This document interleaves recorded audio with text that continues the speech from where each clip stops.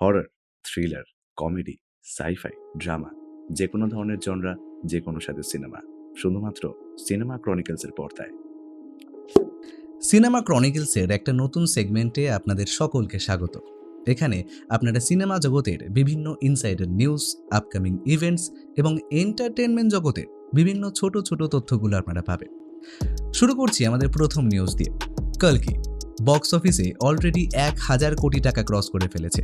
এদিকে সিনেমা জগতের trade analyst, critic এবং ইনফ্লুয়েন্সার সুমিত কার্ডেল এবং রোহিত জয়সওয়াল বৈজয়ন্তী মুভিজের এগেনস্টে একটা ছোট্ট মিথ্যে দাবি প্রমাণ করেছে। ওদের বক্তব্য, বৈজয়ন্তী মুভিজ প্যান ইন্ডিয়াতে কল্কি নিয়ে যে কালেকশনটা রিলিজ করেছে সেটা নাকি মিথ্যে।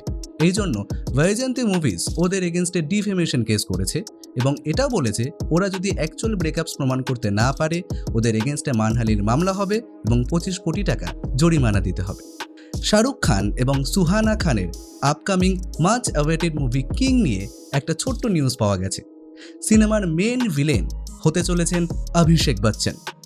এই পোস্টটা কনফার্ম করেছেন অভিষেক বচ্চনের বাবা স্যার অমিতাভ বচ্চন একটা ছোট রিটুইটের মাধ্যমে। অভিষেক বচ্চন ন্যাচারালি ভিলেনের চরিত্র সেরকম কোনো অভিনয় করেনি। আশা করছি এই মুভিতে ভিলেনের চরিত্রটাকে উনি খুব ভালোভাবে ফুটিয়ে তুলবেন। আসছি আমাদের পরবর্তী নিউজ নিয়ে। শাহিদ কাপুরের আপকামিং মুভি দেবা, যেটা এই বছর 11ই অক্টোবর 2024-এ রিলিজ হওয়ার কথা ছিল, কিন্তু এখন সেটা পোস্টপোন হয়ে আগামী বছর মানে 2025 সালের 14ই ফেব্রুয়ারি মানে ভ্যালেন্টাইন্স ডের দিনকে রিলিজ হবে। এটা কিন্তু শাহিদ কাপুর নিজের ইনস্টা হ্যান্ডেলে নিজেই রিলিজ করেছেন। শাহিদ কাপুর নিজের কেরিয়ারে শুরু করেছিলেন কিন্তু রোম্যান্টিক সিনেমা দিয়ে। পরবর্তীকালে অ্যাংরি ইয়াং ম্যান, কমেডি বিভিন্ন ধরনের ক্যারেক্টার কিন্তু তিনি করেছেন। শাহিদ কাপুরকে আমরা বরাবরই ভালোবাসি ওর ডান্সের জন্য, যেটা একটা দীর্ঘ সময় কিন্তু মিসিং ছিল। লাস্ট আমরা সেই ফর্মটা আবার পেয়েছিলাম তেরি বাতোমে আসা উলঝা জিয়া সিনেমাতে। আর এই দেবার যে পোস্টারটা রিলিজ হয়েছে তাতে দেখে কিন্তু এটা বোঝা যাচ্ছে মুভিটা কিন্তু একটা দমদার ভায়োলেন্ট মুভি হতে চলেছে। 2021-এ হাসিন দিলরুবা নামের যে সিনেমাটা রিলিজ হয়েছিল তার সিকুয়েল রিলিজ হতে চলেছে ফির আই হাসিন দিলরুবা, যেটা এই বছর 9th of August সোজা নেটফ্লিক্সে রিলিজ হবে। আগের পার্টটাকে কিন্তু সবাই ভীষণ পছন্দ করেছিল এবং সেটাও নেটফ্লিক্সেই রিলিজ হয়েছিল।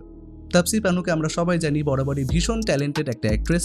প্রথম পার্টটাকে সবাই যতটা ভালোবেসেছিল আশা করছি সেকেন্ড পার্টটাকেও সবাই ঠিক ততটাই ভালোবাসবে। তাহলে দেখা হচ্ছে পরের ভিডিওতে। দেখতে থাকুন সিনেমা ক্রনিকলস।